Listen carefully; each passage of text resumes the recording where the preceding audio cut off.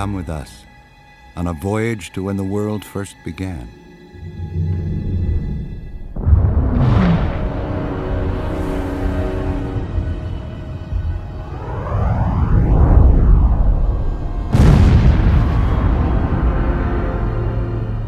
A journey miles beneath the sea.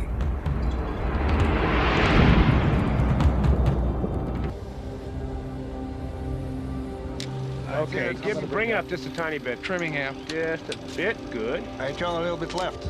Is it okay? I like it really much. Okay.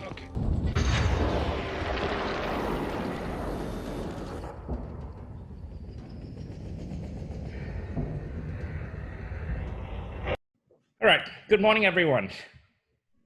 And here we are again, and today we have Emory Kristof, and he's right now somewhere north of Boston, and Alex Rose in Chicago, and I'm here in Sydney, Australia. And today is a great privilege and honor to have Emory Kristof, a friend for many years. And in fact, I met Emory sometime way back in the late 90s. And he was the first to come on to Celebrate the Sea as our honorary guest in 2003 in Kuala Lumpur. And he was back again in 2011 in Manado. Now, Emory is a man of many firsts. He was the first to photograph a manned submersible at 3.5 kilometers deep in 1977. And he actually designed the camera system to film and when he found the Titanic in 1985. It was a privilege also that Emory invited me for the Celebrity expedition in 2007, where both of us photographed the first picture of a squid worm, which he will share with us soon in his presentations. In a time of pandemic time, we need heroes, and Emory is a hero of our oceans. And he's always willing to embrace new technology and take on bigger and bolder dreams. So here we have Emory Kristof today. Alex, off you go. All right. Now, Emory, I warned you about this. You're going to have to listen to me read about you. So here you go. Get ready. So for anyone who doesn't know Emory and wants to know a bit more, Emory Kristof has been a National Geographic photographer ever since working for the magazine as an intern in 1963. Throughout his career, Emory has been a pioneer in the use of submersibles and remotely operated vehicles. Including the Titanic, he has documented many historic, deep, or challenging wrecks, among them the Edmund Fitzgerald, the Hamilton and Scourge, the Breadalbane, the 16th century Spanish galleon San Diego, and the interior of the USS Arizona. His innovative photography also uncovers the unexplored worlds of deep sea animals. He was on the 1977 expedition, which discovered the deep, hot water volcanic vents of the Galapagos Rift, and has done photography for 6 stories on the vents and their unusual life forms. He teamed with Stephen Lowe Productions to do the IMAX film Volcanoes of the Deep Sea.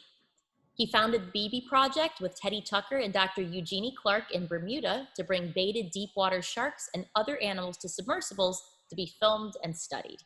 Now that is a micro fraction of everything that Emory has done, but it does give you a sort of peek into what his expertises are. So I think it's probably safe to start, right, Michael? Wait, I have to add, you forget to mention you went to look for the Loch Ness Monster to demurf. Well, I assumed you would tell us about that later. That is a legend. Yes. In his own right. Yes, I agree. Okay, Emory. I didn't want to take all your steam, okay? I wanted to leave you something.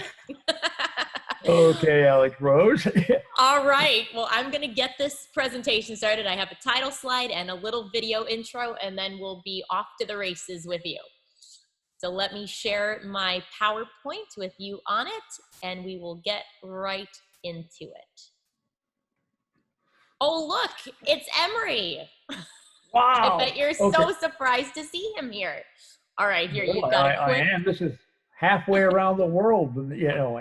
It's kind of exciting. I know. It All right, we've is. got a quick video, and then we'll be ready to start. Okay.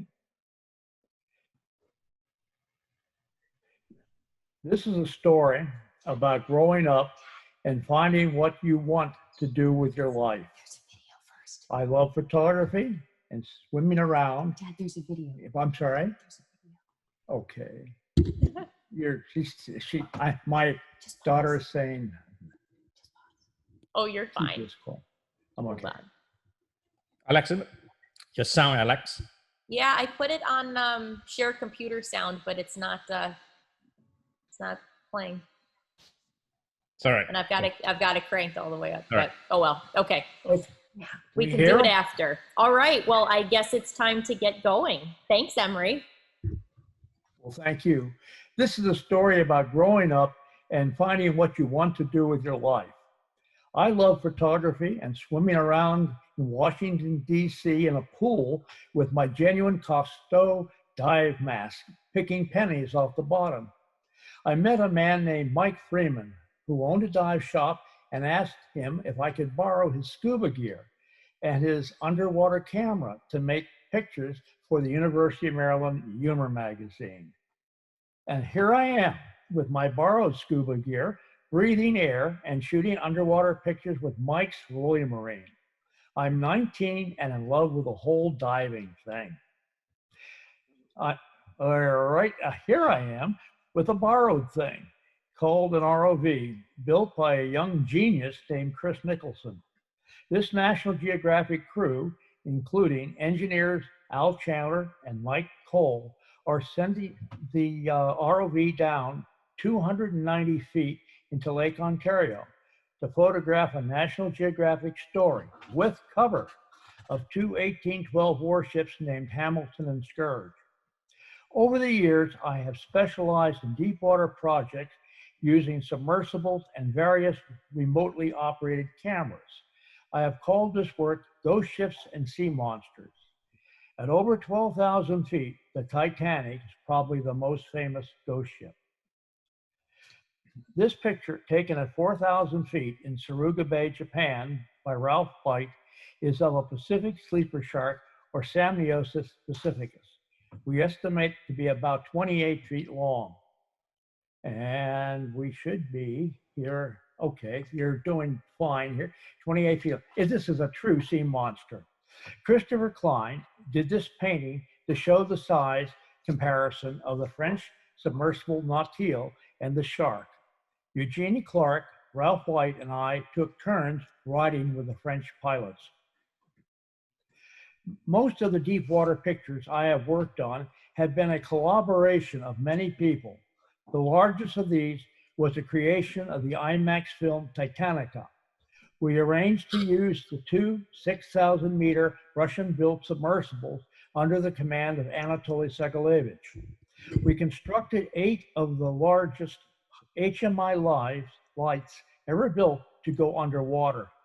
We mounted 4 of them on each mirror on movable arms to spread the light. This is a look at the front of the mirror with 2 of the big lights folded in. The mobile arm that I could control, which has still cameras and 2 TV cameras, I can use for framing or shooting 3D video. On the left is Al Giddens' color camera that he was using to make a network TV show. There are other assorted small lights. You go, whoosh, and it all worked. Inside Mirror 2 is the brilliant pilot Eugenie Sharonyev and Stephen Lowe, who was operating the IMAX camera, which is so large it takes up the space of a third person. I am in Mirror 1 next to Anatoly Segalevich. Sorry about the script. It was piloting, looking through the center porthole. I will move to the left of Anatoly to look at a small monitor, which will give me the view from one of the TV cameras mounted on the arm. The most complicated IMAX shot, it actually goes, this is my favorite Titanic picture. This is the bow with Ralph White sitting parked on the foredeck behind the anchor crane. The most complicated IMAX shot, I'm parked sitting on the starboard lifeboat deck looking toward the bow and the open window to Captain Smith's cabin, hanging down as Stephen Lowe in Mirror 2 is doing a running shot up over the wheelhouse, looking down into Captain Smith's cabin and passing over his bathtub and Mirror 1. We talked through the shot and only did it once. We were both happy with our shots. We drove both mirrors under the transom of Titanic to make the shot of the 23-foot starboard propeller. When Jim Cameron saw the rough cut of the IMAX film on the big screen, he was blown away. And Jim told Stephen, now I have to make a Titanic film. And you know how that worked out. He said, okay, another multi-year project. Joe McGinnis and Phil Newton wanted to find the Breadalbane, the northernmost known shipwreck lost near Beechy Island in the Northwest Passage. We found it was sonar in 340 feet of water, which we thought it would be neat to dive it with a hard suit and a robe under the Arctic ice. When Phil Newton, we flew Phil Newton's Wasp and Chris Nicholson's ROV to Resolute Bay, 60 miles from the dive site. We borrowed a D6 Cat loaded with most of our gear into 3 big cargo sleds and drove this train 60 miles down the Northwest Passage ice. Once over the Breadalbane, we scraped the landing strip for the Twin Otters and flew the people and smaller stuff in our new airport and built our camp. The big white tent was the ROV ops, and the striped tent was the Wasp launch and recovery hole. Here is Phil Newton in his Wasp, assisted by Doug Osborne, getting ready to take the plunge into the world's largest margarita. 340 feet on the bottom, the Wasp is inspecting the instrument cabinet and the ship's wheel. The ship's wheel is a thing of marine beauty. Just look at the basket stars, soft corals, and sea anemones. One of the things I like best about diving deep old wrecks is seeing what is growing on and living around them.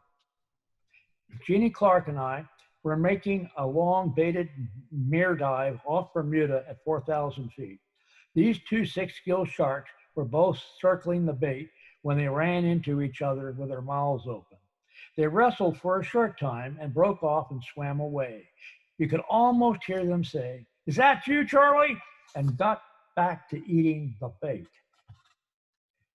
Teddy and Edna Tucker had been friends with Diana and me for years after working with us and Peter Benchley on a National Geographic Bermuda story.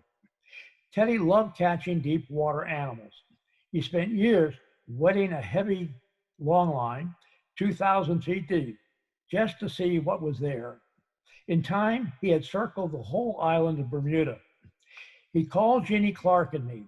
He had found one area where he was bringing up something strange, big sharks with 6 gills. Teddy, Jeannie, and I spent 4 summers to figure this out. First year, we put out baited long lines and caught 6-gill sharks, 4 species of smaller sharks, and large oil fish. The second year, we put down our faithful baited drop camera and brought back still images of the animals. The third year, we decided we needed a submersible. A New York and Bermuda neighbor of the Tuckers, Andre Galern, owned a serious oil patch dive company named International Underwater Contractors. Let me have a drink here. Okay, I think you're going to be cutting this thing, I hope. Okay. Andre okay. Start again. Andre Galern owned a serious oil patch dive company, International Underwater Contractors, with subs and ships. Andre pulled an old 6,000-foot capable Pisces 6 out of a barn and with dead batteries. Using the Geographic green card, I said, We'll take it. Under the table, Al Chandler, the engineer, kicked me in the shins. By year 4, we had raised the funds with NOAA, National Geographic, and the Tuckers, and restored the Pisces and hauled it to Bermuda on a Navy supply ship. Moved it into the dockyard 7 miles from the dive site, and Teddy towed it behind his boat, the Miss Wendy. Al Chandler launched the drop camera. Jeannie and I shared the dives with pilot Tim Marzoff. I shot stills and 3D video with a system built by inventor Lenny Lipton. Our hero, Teddy Tucker, with a handful of colored chemical lights he used for bait, along with a ton of frozen tuna. Jeannie Clark during the first year of the BB project. We love Jeannie bloody well. After the success of the IMAX Titanic film, Stephen Lowe and I wanted to make another film, this time on the deep sea hot water vents.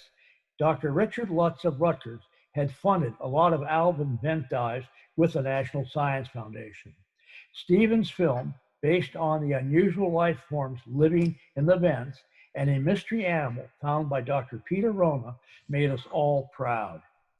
The hot lava, when cooled at 14,000 feet, made a landscape both weird and wonderful.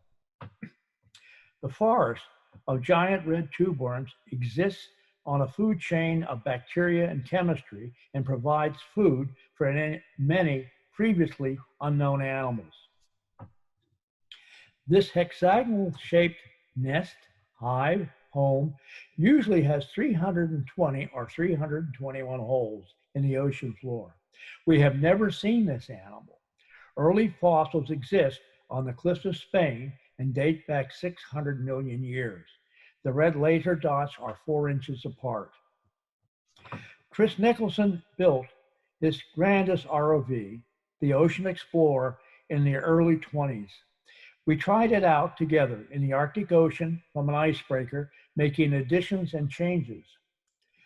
Dr. Larry Maiden of Woods Hole and I assembled an expedition in the Celebes Sea. With our colleagues, we used every underwater technology, starting with scuba through the Ocean Explorer, to study the animals from the surface to 3,000 meters. We documented this wonderful expedition on National Geographic television entitled Into the Abyss. And we did paper publishing with Ocean Geographic and elsewhere. We found this new animal we dubbed the squid worm.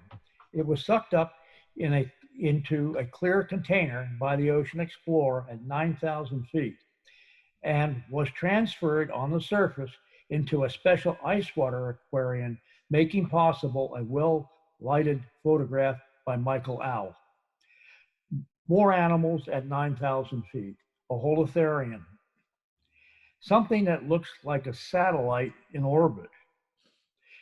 Finally, the biggest sea monster of them all, this garbage dropped from the surface, now 6,000 feet on the bottom. The Celebes crew. And here we are, you can see this is a pretty large crew with a lot of PhD brain power. And that's kind of a start of the 15 different stories on this, things I have done for the National Geographic.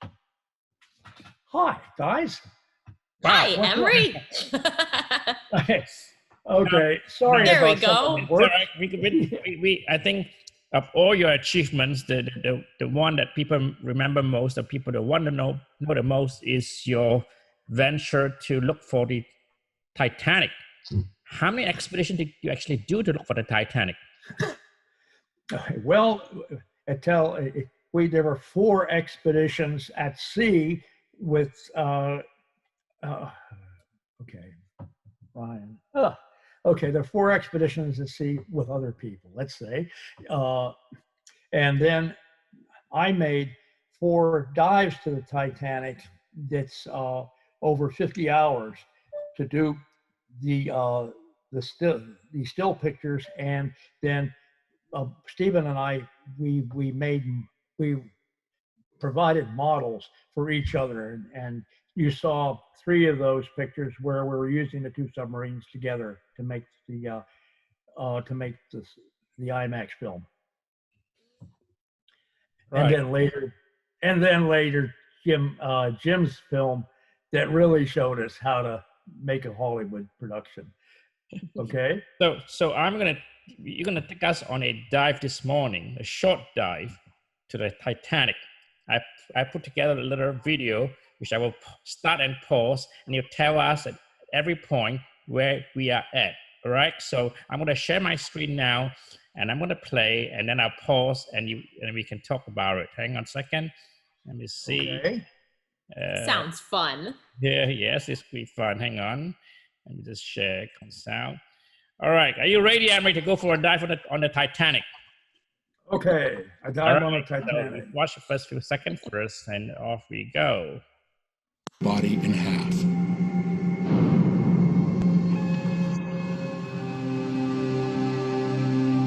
Kelderschwer on the bottom. Once the Mir submersibles are on the bottom, the Keldysh gives them their exact position relative to the debris field. The Mirs then use side-scan sonar to navigate the sea floor. This navigation system gives them a 140-degree view electronically of what's in front of them in the darkness. We are proceeding on a northeast course, approximately 60 degrees.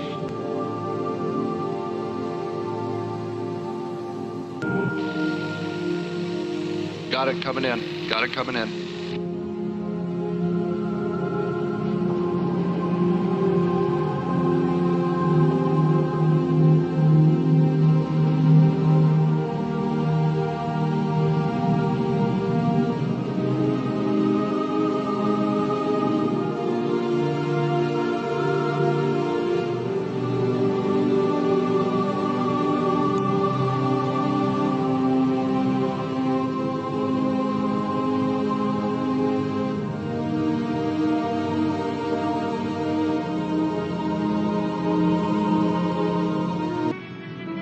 So, Emory, what does it feel like when you saw the Titanic for the very first time since it went down 85 years ago? Well, I'll tell you, Michael, it took us years. I mean, this was basically for us, it was a dream, the whole thing.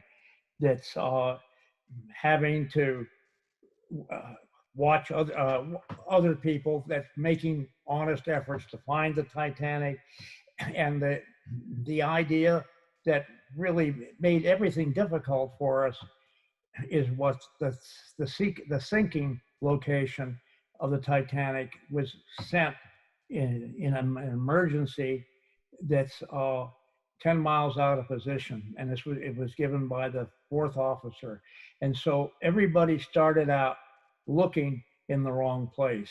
And what we did here with the research with Ballard and our research is that when the Titanic was found, it was only 2 hours from where the Titanic really was resting. And so we did a quick search looking back north and found the Titanic that's in the deep water. That's and all of the wreckage was within all of the wreckage was within 6/10 of a mile. So it was all pretty close together. That's and we then there were like 3 expeditions to go back and look at the Titanic. It's the Geographic went with Bob Ballard. That's the French went with Nautil, and that's one of the things that we had wanted in the IMAX film was to be able to build the biggest lights, which we talked about here, to be able to light it really properly. That's and now this is where, okay, and basically that's what we did. It's and Jim Cameron, when he saw what we were doing, basically he said, I want to make a film. I want to make a film on the Titanic. And the first thing he did, he made basically a deal with Hollywood to be able to do, spend 2 weeks making pictures of the mirrors working there like we had done. He wanted to have the fun we were having. And then he had to sit back and write this film. And as I said, it's all history at that point. It's Right. Okay. So neat. Let's go on.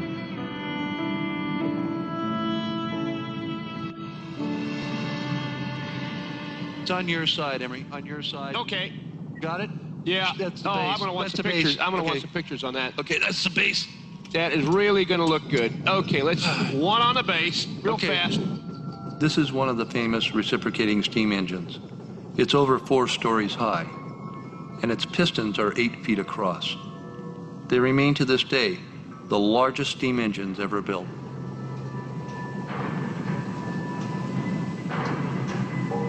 Right there you can clearly see where air was trapped and the water pressure blew a hole in the side of the engine cylinder. So you filmed this, right, Emory? yes, that was 50 hours of filming. It's on the wreck, and we switched people around. You can see Ralph is here. It's with Anatoly on this, and then we had, as you saw, the big IMAX camera that's took up one of the spaces there, and we had, the ability here to get some pictures that's in the mirror, and so we're looking at it. It's here with Ralph now. Okay. Look at what we have here. Oh, Who wonderful. said A there's no piece of track? brass. A piece of brass. That isn't brass, Emory. I'm going to sneak in a little bit. Is that gold or is that gold? Come on now, Ralph. It's a piece of brass. No, that's gold. Brass would be a little bit more come on. tainted, a little more tainted. No, Rolf, I don't think you should do it, please no. Okay, I'll put it on the bottom. So what was that, Emory? Well, one of the things that we had agreed to do was not take anything off of the wreck. It's and Ralph was pretty excited by looking at what he thought was gold there, and Anatoly is saying, no, put it back.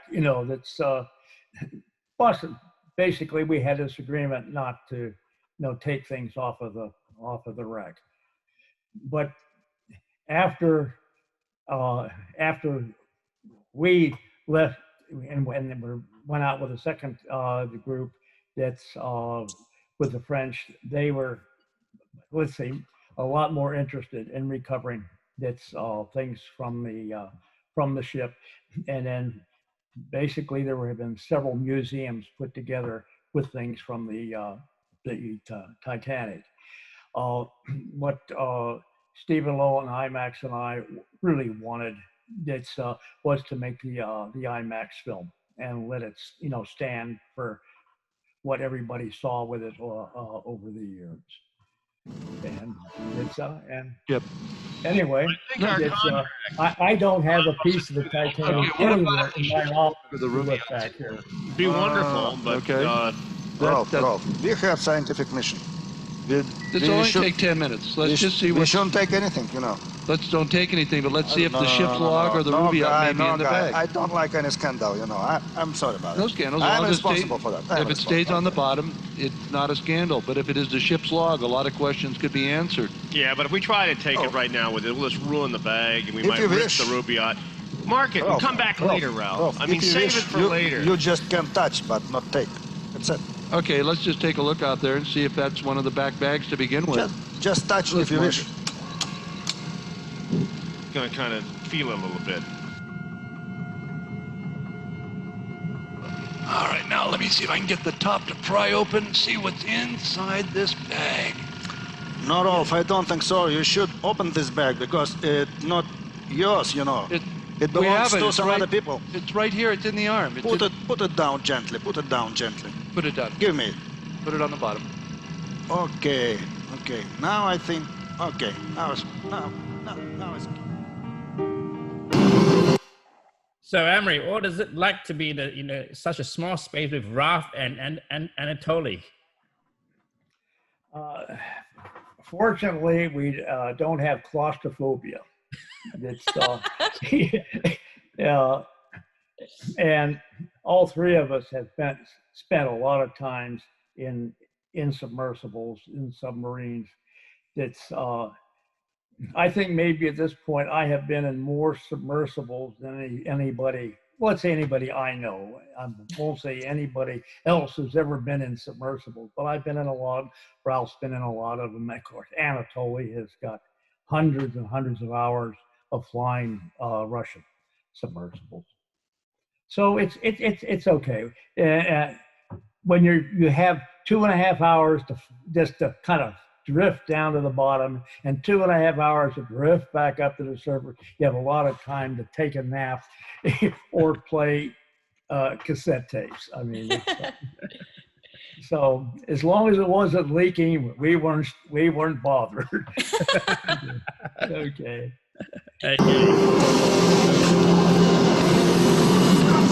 Okay, bring it up just a tiny bit. Trimming him. Just a bit, good. I turn a little bit left. Is it okay? I like it really much. Okay. Okay, I'm gonna fire a video. Yeah, you guys are doing good. This is a Move a little forward. telegraph. Move a little bit forward. Video on. Is it okay? It's a beautiful telegraph. Video's on. It says all stop. Yeah. Dude, you think that all the telegraphs we found, the command from the bridge was all stop, and the return from the engine room was slow ahead. Emily, is that okay for you? It's looking good. You're bringing it around so I can see more of the face.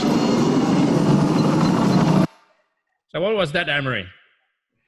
Hey, Stephen wanted me to shoot some pictures with that big camera. Most of the photography I did was looking out at a small television screen with the cameras mounted outside. But anyway, this was something Stephen wanted to be able to use. That's for IMAX, and that camera looked huge on an IMAX screen. Okay.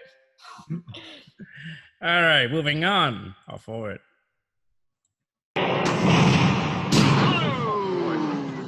Okay. Just a moment. Take it easy. You got a green board. No, green board. Just a moment. Green board. We're looking back. I don't see a penetrator leaking. Oh, boy. Okay, you got a little overhang. Yeah, you got a lot of cable. You got a lot of cable out the starboard side. Back. The side of the cable. Vehicle doesn't move anymore. I think that we are stacking, you know. No, go down and back. Down and back. The television's not telling you very much. I take some. So what's happening here, Emory? Well, I'll tell you, it's we did, run into a few things on the Titanic. It's and there were piles of cable all over the bottom. That's and at one point we had gotten between the side of the ship and a railing, and we kind of wedged it in, kind of like a lock going into, a key going into the lock, and we had to work for about 20 minutes to get it freed up. It's we don't have any pictures of that, but anyway, yeah, we did run into some cable. All right, let's see what happened.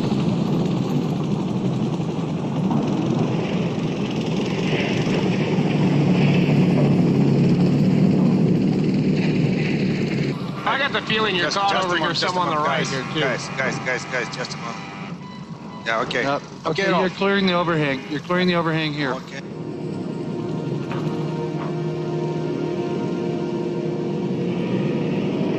Mirror 2, this is Mirror 1. Steve, ask Gina to give us a look over. Yeah, Ralph, looks like a lot of debris topside just above your head there. There's rust and bits of debris and wreckage on top of the sub. I don't know what you run into, but it looks to be the main point of contact. Roger. Copy that. We have debris and damage to the shell. We will proceed up and you will follow. Out. It's okay. Life support is okay, no problem. Okay. Oxygen. What's for lunch, Emory? Hey, the Russians pack a good lunch. And we certainly enjoyed them. All right. Everything all right? Bulgaria, I think you guys started growing the bean sprouts in the engine room. Just relax, that's it.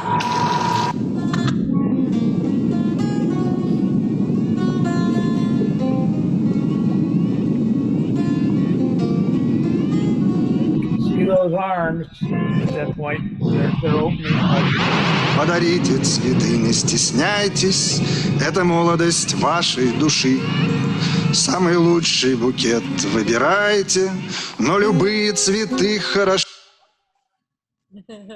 There we go. Hey, we had a lot of Russian ditties sung here by Anatoly, and that was part of our entertainment track, and it's really wonderful. We really enjoyed Toly singing. We tried to get a record contract, but it never worked. Okay. So what is next, Emory? What is next for us? What is next from you? Well, at this point, I'm 77 and a half. And I'm sitting right now in my office up 1,400 feet. That's in northwestern Massachusetts. And at this point, I'm happy to be sitting here and not flying anywhere. I think I figured out once I had done about 2 million miles in aircraft over the 40-some years I worked for the National Geographic. And it was a great thing to be able to do that and do these projects that's over the years. And someday, I mean, if people still do books, I may do a picture book on all these different things we did. So are you listening there, Michael? Okay. But this is where I am right now. There is something you're not telling. I hear whisper of a 20,000 league Jules Verne 20,000 Leagues movie that you're preparing with Steve Lowe. Is that right? Well, we did initially. We were testing different things, and we took the two subs down, pretty much wrung them out to test the idea of the movable lights. I mean, at that point, what the Russians were doing with the lights, they were doing water sampling, and they wanted to be able to get the water samples quite a few feet, away from where the ship was located. And so Ralph and I looked at that and said, gee, we can build maybe heavier weight pipes to go out, and then we can mount these our dream lights out there. And so you saw a little in that last scene how far the lights could move off. And so we were doing testing of all of this stuff, and finally we had a dive that went down pretty much when the testing was being done. That's with the mirrors.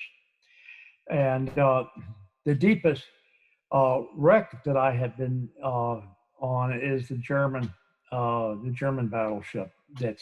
And that was done, I guess. I think that was about 16,000 feet, where the Titanic is 12,800.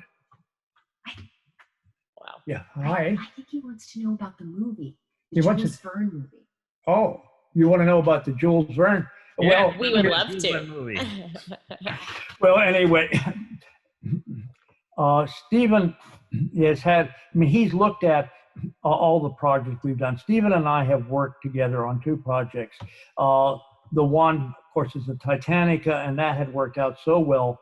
And I had also worked on different dives for the Geographic on the hot water vents. And so Stephen did the prime photography that's for volcanoes of the deep sea. and he had a lot of IMAX footage left from that. And he had worked on a IMAX film that's on a hard suit years ago on a film for a an Italian museum. So he had a lot of footage. So we were talking over, could we combine that's Stephen's footage that's and a lot of the different still footage that I had done that's with Ralph and others that's and so we were trying to figure out how to get that one funded. It would be a lot cheaper than both of these things that we originated. That's and about that time that's we had the virus, the virus pandemic. That's and I guess both Steve and I don't think there's going to be anybody doing an IMAX film on things like this anytime soon. So that's kind of a dream that's not going to happen. But hey, that's 2 out of 3 is not bad when working at this area. And these are, multi-million-dollar films, both of them, and not even looking at the $200 million film that Jim did that's on the Titanic. So this is an expensive game, and I think maybe our time doing them is basically over. That's but it's we were looking back here in at just after the first of the year at a plan to be able to do something like this. I had also been looking to work deep water in the Antarctic with you. In fact, that trip we made together, I wanted to see a second wreck that was very close to the one everybody would like to get to down at 10,000 feet. That's a Swedish vessel, yes. Yes. Mm-hmm. Well, there's another shipwreck that went down in 1903 that looks very much like that's the wreck at 10,000 feet, but is more realistic to get to. But what I like most about working with deep old ships is that you see more animals around them. And you saw an example of that on Breadalbane. And I wanted us to be, if possible, to be able to get a crack at doing that wreck, that 1903 wreck that was in 3,000 feet of water. And that would have been the thing I wanted to do next. Everybody else wanted to go to 10,000 feet, and they actually spent, a lot of money on an AUV, and basically they lost it. I think that was a $5 million AUV. So I wanted to use something that would go 3,000 feet, was a lot cheaper. It's and you guys took me within sight of this, where that wreck site would be related to the mountain that was close by. So thank you for that. I'm sorry we didn't get to go and go from there. The Russians moved their submersibles that they had used for tourist dives along with their science. They had moved everything north, basically, about the time the Arctic Ocean was basically opening up, so you could take supply ships and all across from Europe to, say, Japan or China a lot faster, going to the Northwest Passage. So there's a lot of effort and time going into that, and then that was where everybody pretty much wanted to work up north to see about, oil, cars that were being shipped, everything else across the top of the earth. And the Russians had gotten out of the tourist business at that time. Okay, Emory, I think there's some question for you, Alex. Well, I want to know when we're all going to go find Shackleton's Endurance. That's what I want to know. Oh, that's what we were talking about with Shackleton's Endurance. That's the one at 10,000 feet. So when are we going to go find it? Well, at that time, at least for, let's say, old people like me, I mean, I look at these different things and I figure out how many years some of these projects are going to take. Yeah. And all. I figure somebody else may do that. And at this point, it's not going to be me. And I'll be happy to look at, you know, the Ocean Geographic story you're going to print and at an IMAX film if it gets made. And I'm going to sit there and eat popcorn. Yeah. Okay. All right, that sounds fair. I'm accepting my position as an elder statesman here. I see. In diving, yes. I see. Well, that sounds all right, I guess. We'll let you skate by. Emory, what's the advice for young Emory want to be? What's the advice for the new generation of explorer? I'm sorry, I didn't. What's your advice for young generation explorer? What would you tell them?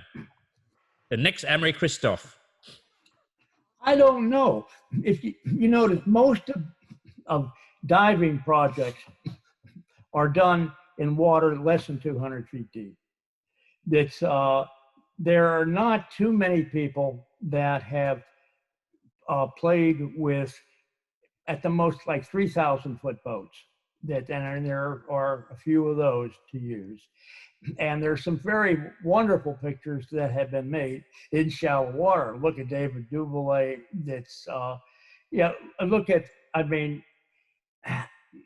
the things that I wanted to do. I was very lucky to be working with a place like the Geographic at a time that there was a lot of money available. And I could borrow things and I could work with people like Anatoly, that's Rich Lutz, that had a lot of funding. That's to take the Alvin out and do science, and I could ride on the back of that. It's and I remember that that's people say, well, can we do? And they said, well, if you can, get us 2 million, 5 million, and on basically the story things that Steve and I did, 10 million, that to do something like this, and we have to figure out how to do it. And I have not found anybody that either wants to try to organize it like that. The poor Geographic was looking at things that the Jeannie Clark and I were doing to find these 6-gill sharks, and they said, and poor Bill Garrett at one point said, Jeannie jumped up on a desk and said, Jeannie, we have to do this. I want to be able, and finally, I mean, he just, I won't say he cowered, but anyway, he said, Jeannie, go back out. And I got to say, after we did that story that took us 4 years with trips every summer, I mean, you've got to admit, if you spend 4 summers with your family in Bermuda, that's got to look like a boondoggle. But when he finally saw the images on it, that's the best part of it was that Jeannie could get other submarines to do what she worked for years. That's out of small boats. That's and she was good for the rental, say, or the ownership of a small boat. That's and being able to buy the gas or provided the gas to go work and do things on shallow water. And this was Jeannie. When I started to know Jeannie, I mean, she was the woman with a spear with her first book back in the 50s. That's and Jeannie and I had a serious talk about how to do some of the stuff that was being started in Hamilton Scourge and Breadalbane. That's and what we were able to do on the Titanic. And after we did that bit of picture, the few pictures you saw with the Bermuda, she was then able to get other submarines. That's and I worked with her in Monterey Bay. I mean, down to 10,000 feet. Jeannie made dives on that. That's it basically gave her a new career. That's something that I was very pleased with and happy about. And it's I don't know what to tell you. I mean, and seeing right now what is happening here with financing because of the global virus, that's I wouldn't know what to advise. It's and on it. There's sure a lot of things to do there. That's in the water, and you just saw. I said 3 out of the 15 different things and expeditions and all that we have put together, really with the Geographic, and they were very generous. And right now, when I was working on those stories right there out there at 19 1918, the Geographic was had over 10 million subscribers. And my feeling is you can do, they are now doing exploration, but not at the same level. You can do more with $18 million than you can do with what the circulation is of the Geographic right now and the television things being done there. It's I think you're going to have a lot of people still working in shallow water where there are a lot more fish to look at, and a lot of science that can be done there. And David Dublé is the greatest example of that. I mean, David and I once, in talking, we kidded each other that David got the first 200 feet of the ocean and I got everything else. And that really is. I mean, that's not cut of an eye or whatever. It's but it's so I've had I think a wonderful, gifted career. I mean, thanks to a lot of people, a lot of borrowed things, and the National Geographic, which I've been very proud to work for. Lex? Well, speaking of David, suck up. Yeah, right. That's good. Well, speaking of David Dublé, David has a question for you that he wanted me to pass on. He wants to know what would have happened if you discovered Loch Ness Monster in '76. Well, he probably, we both would have probably had that's a really good head start on diving the Titanic. I mean, it's true. But to get the idea of that story was on the Loch Ness Monster was the second most popular story that's in the Geographic. That's in 1977, and I mean it's everybody loved it. And also, I mean, the Geographic, they do the figures too. That's the second most popular story we did. It was a very, very good story, really, at the time. That's I mean, David and I were happy to have found it. To have it found it there. And one of the sketches that I had done after looking at what you needed to do to maybe try to bait in a Loch Ness Monster was the sketch I did of the original drop camera that we wanted to take down to the hot water vents. And all the scientists working on that project, they weren't looking for animals at all down there. They were looking at the chemistry, and and here they found all these wonderful animals down there. And the first, pictures coming back were with our drop camera, and we were doing the processing of regular film with chemistry. We took our best lab guy down there to be able to process the film that we were doing, and then pictures taken from Alvin. And so when we came back from that expedition, we're showing them all this stuff that nobody has ever seen before. The success of I think of the hot water events expedition, that was the most important thing on animals done in the 20th century.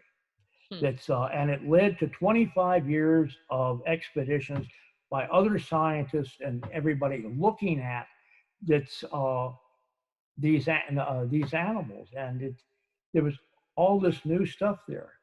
So I tell you, I think David and I think both we feel very, very warmly about what we did on that Loch Ness expedition, because when we came back, we had drawings of what we wanted to do on that expedition to go look in the Galapagos Rift. So thank you, David. And we did other things together, and I mean, all right. We had a lot of fun. Thank you, Emory.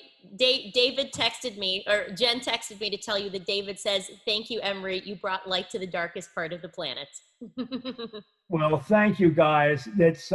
And look, you have filled in really a lot of the missing stuff there at the shallow. There are more things in shallow water than we have seen in the deep water. So we both have had wonderful, really, let's call them exploration, and photographic careers. We won this one. And we're both in our 70s and breathing. That's a plus. Oh, that's a plus. In, out. I mean, okay. Yeah. Right.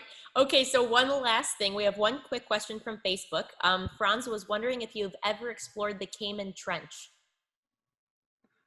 Yes. Oh, all right. Yes, okay. Which submarine did we took it? This was a project with Bob Ballard, and we used, I'm trying to remember right now, one of the Navy's submersibles. We worked down, probably had to be the Trieste. We worked down to 20,000 feet. And we didn't get any exciting photographs out of that, but we did explore the Cayman Trough. And I had made dives in the shallow part of that, and then Jeannie and I went back to do Grand Cayman. And there was a company that was renting some old Perry boats and that we could use to 1,000 feet. We got 6 gill sharks there. That's got a cover picture of a Perry boat about 800 feet. It's got a very nice, and then one of the tourist subs, the Atlantis subs, David made pictures of.